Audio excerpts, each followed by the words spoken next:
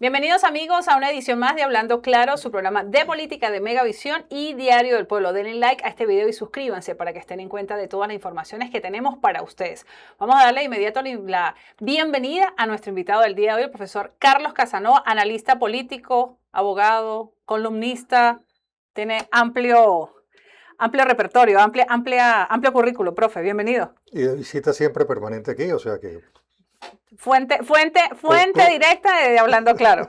Profesor, hoy con el profesor vamos a hablar acerca del tema Colombia, pero no Colombia en la abstracción ni Colombia hacia el mundo, sino qué significa lo que está sucediendo y lo que va a suceder en los próximos meses en Colombia con el presidente electo Abelardo de la Espriella.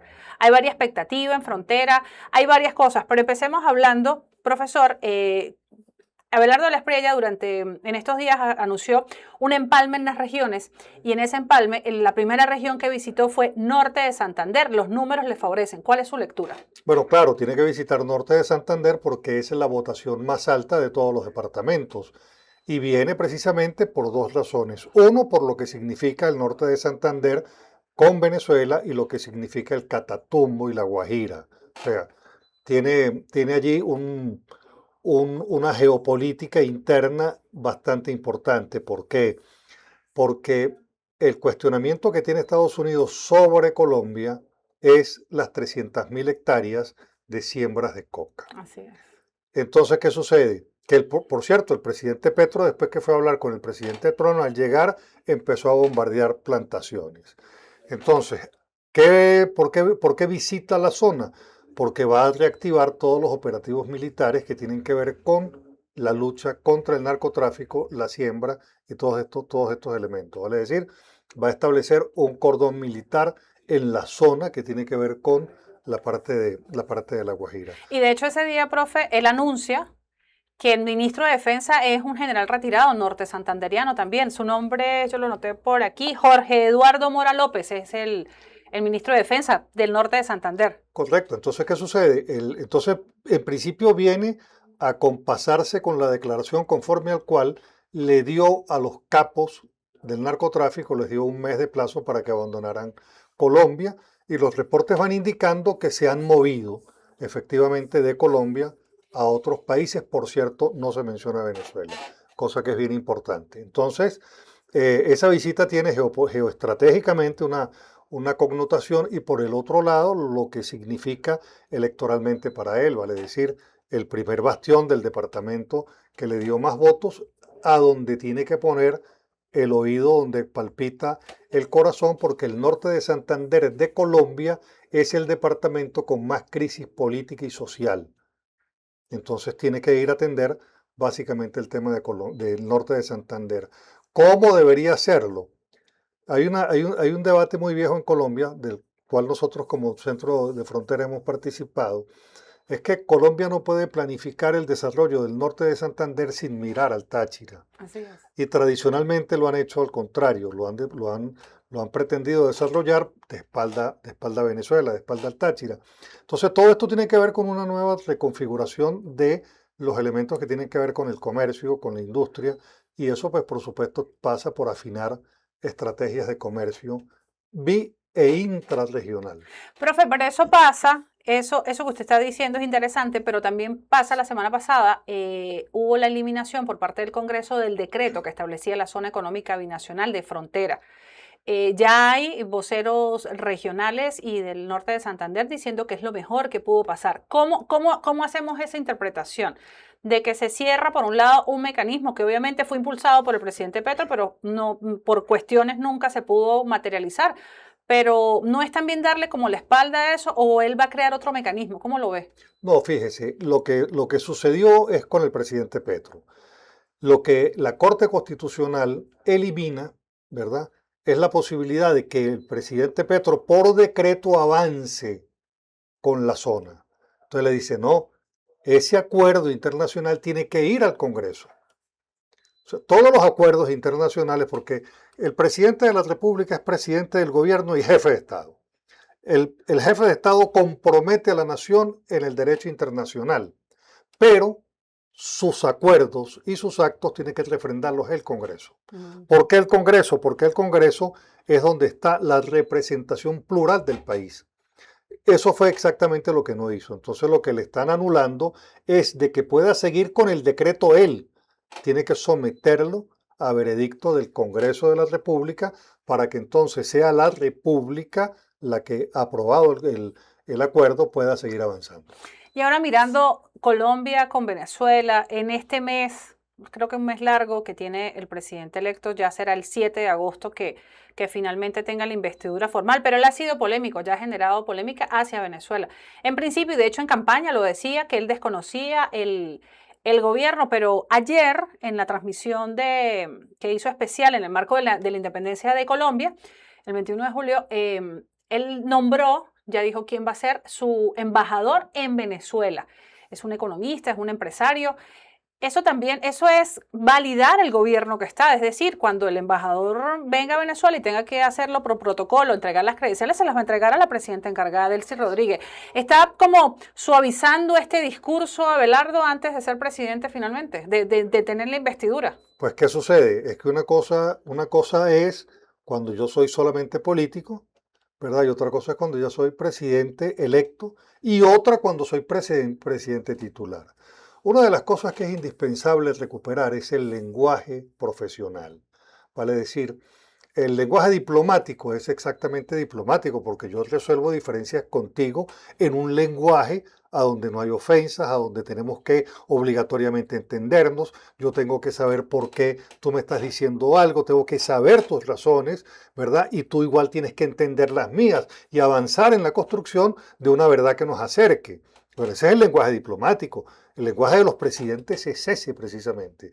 De hecho, en los acuerdos se hacen posterior a que los cancilleres han avanzado en las conversaciones. Así ¿Por es. qué? Porque los presidentes Hay no un van... equipo técnico previo Total, para llegar a firmar nada más. obvio, porque Así yo no es. voy a llegar vamos a sentarnos aquí en un café a resolver. No, no, eso no funciona así. Así es. Entonces, si algo se ha perdido y tiene que recuperarse, es el lenguaje profesional, el lenguaje político, el lenguaje respetuoso, el lenguaje del presidente, el lenguaje del diputado, que no pueden ser lenguajes coloquiales, porque precisamente para eso existe una categoría de funcionario que lo obliga a representar a toda la nación. Entonces, yo estimo que Venezuela y Colombia deben volver al lenguaje protocolar, al lenguaje respetuoso, porque no tiene sentido que políticamente estemos con lenguajes que no son propios cuando la sociedad abajo se está entendiendo. O sea, eso no tiene ningún tipo de sentido. O sea, no estamos representando a la sociedad que está integrándose. Entonces tenemos que tener un lenguaje cónsono a las posiciones y a las jerarquías que estamos representando.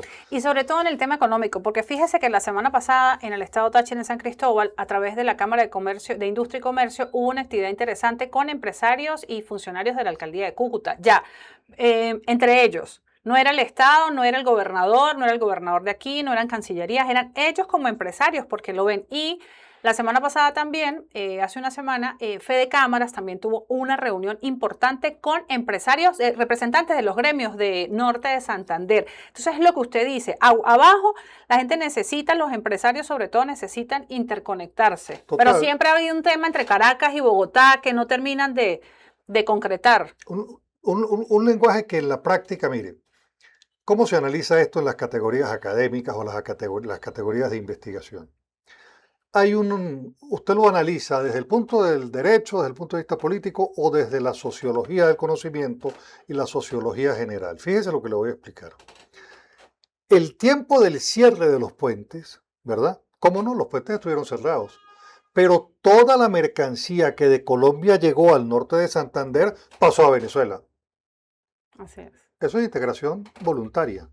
Los hechos sociales superan estas contenciones que a veces los países se ponen. Bueno, eso se analiza desde el punto de vista de la sociología. ¿Qué sucedió? Bueno, esa relación de integración superó las prohibiciones que pudieran existir. Bueno, entonces, ¿qué sucede hoy? O sea, hoy tenemos 20.000 niños escuchando clase en Colombia. Bueno, pierde Venezuela una capacidad para el Estado docente controlar. No, no, vale decir, hay una dinámica que se da en la frontera que es superior a veces a las contenciones que yo como gobierno quiero establecer. Sucede igual con el caso, por ejemplo, de la asistencia de salud. Buena parte de la asistencia de venezolanos en Colombia se da por imperio de que Colombia tiene doble nacionalidad constitucional y Venezuela también. Bueno, entonces ¿qué hizo la gente? Bueno, yo tengo un abuelo colombiano, pues saco mi cédula Así colombiana. es. Bueno, ese es el imperio del derecho. Y el hecho social entonces lleva a revelar que la atención la hago en Colombia y no la hago aquí. Bueno, eso está por encima de todas estas diatribas políticas que han existido. ¿Sí Así me es. explico? Entonces, por eso es que lo que más le siente al ciudadano, lo que más le siente al empresario, son los debates estériles. Porque abajo hay un hecho social que avanza de integración voluntaria y estos deben interpretar es eso. Así es. Fíjense que Norte de Santander tiene migrantes de Venezuela alrededor de 200.000. ¿Sí? Bastante. ¿Sí me explico? Ahora bien, la informalidad del norte de Santander más la migración venezolana genera una migración superior, ¿verdad? Ahora bien, esos son hechos, vale decir, la política son hechos. Estos son hechos que la sociedad la moviliza de un lado hacia otro, ¿sí me explico? Ahora, ¿qué tiene que hacer un gobierno? Pues un gobierno lo que tiene que hacer es formular una política a propósito de una realidad binacional y abarcar con esa política la realidad binacional, que comporte los gobiernos de lado y lado en esa política binacional para una región de frontera. Y así poder entonces decir que los gobiernos estamos atendiendo la situación de la región fronteriza con una política mancomunada. Por ejemplo, nosotros hemos dicho desde el centro de frontera que es necesario que si los estudiantes nuestros están en el norte de Santander, es necesario entonces que exista una escuela fronteriza. Ujú. ¿Por qué no lo podemos hacer si tenemos 20.000 estudiantes allá y antes los teníamos aquí? Bueno, ¿y por qué no hacemos el currículum del estudiante de la escuela de frontera? Es posible, pero por supuesto que es posible, porque los temas de la integración no solamente son las integraciones de los países, hay lo que llaman la integración vertical, nos vamos integrando por sectores, que es indispensable hacerlo porque si algo quedó lesionado después de todos estos procesos, es la identidad fronteriza que quedó severamente golpeada. Debemos ir cerrando ya, profe. Ahí pudiésemos hablar muchísimo más, pero vamos a cerrar. Voy a hacer una pregunta capciosa después de todo lo que hablamos. ¿Se puede ver como una oportunidad para la frontera? O de cómo podemos, sí, se puede ver como una oportunidad para la frontera que Abelardo de la Espriella sea el nuevo presidente de Colombia. Pues mire, para Colombia va a seguir siendo lo mismo, ¿sí? Porque Colombia tiene una industria importante. El norte de Santander tiene 42.000 pequeñas empresas. Venezuela tiene 106.000. Venezuela, pero el norte de Santander tiene 42.000. Ahora bien, ¿qué pasa? Norte de Santander está importando directamente a Polonia, está importando directamente a países, exportando, perdón, está exportando producción del norte de Santander directamente al comercio internacional. Quiere decir, en el cuadro de relación, el Táchira y Venezuela no están dentro de los primeros. Entonces, ojo, si nosotros seguimos con una economía cerrada, entonces nuestra relación comercial con Colombia va a seguir siendo que ellos buscan destinos distintos al nuestro. Ahora, ¿cómo tiene que hacer Venezuela para formular una política? Pues entonces tiene que agarrar los porcentajes, porque al norte de Santander, del 100%, el 30% de lo que llega es chino. Entonces nosotros tenemos que ver de lo que tiene Colombia, por dónde es que nosotros vamos a crecer para insertarnos nuevamente en esa relación industrial y comercial. Entonces, no solamente es un decreto, hay que establecer políticas, beneficios arancelarios, o sea, hay que establecer toda una política. Entonces, no solamente es el hecho de que estamos, no, sí estamos, pero estamos de que Colombia está, norte de Santander está internacionalizado y nosotros no. Entonces, para competir con los internacionalizados tenemos que establecer políticas de inserción. Entonces, para ellos va a seguir siendo impulsar el proceso de globalización, impulsar el proceso de glocalización, que es cómo el departamento impacta al resto del mundo. Y nosotros tenemos que sentarnos a edificar, construir nuestras políticas de cara al comercio que implica 42 millones de habitantes, que es Colombia. Siempre es extraordinario hablar con usted, profe, de sus agudos análisis acerca del tema. El 7 de agosto asume formalmente el presidente Abelardo de la Espriella. Esperemos unos meses a ver cómo se va a ir desarrollando toda esta dinámica fronteriza, sobre todo que es la que más nos interesa a nosotros por aquí. Claro, porque ¿qué sucede? Nosotros tenemos que elaborar políticas de inserción en la economía regional. Nosotros, el estudio que se ha hecho, por ejemplo, a instancias de la ULA y a instancias de la Universidad Libre de Colombia, que es la zona de integración fronteriza, es el documento y trabajo que a instancias de la CAF está perfeccionado. Vale decir, trabajos existen, lo que se necesita es decisión política de decir, vamos por este rumbo. Así es. Está bien, profe. Nosotros ya vamos terminando. Esto fue Hablando Claro, conversando con Carlos Casanova, analista político, quien nos dio entonces una visión bien interesante de lo que significa este nuevo gobierno de Colombia para nosotros en frontera. Esta información, nosotros vamos a despedir este programa hasta una próxima oportunidad. Adelante.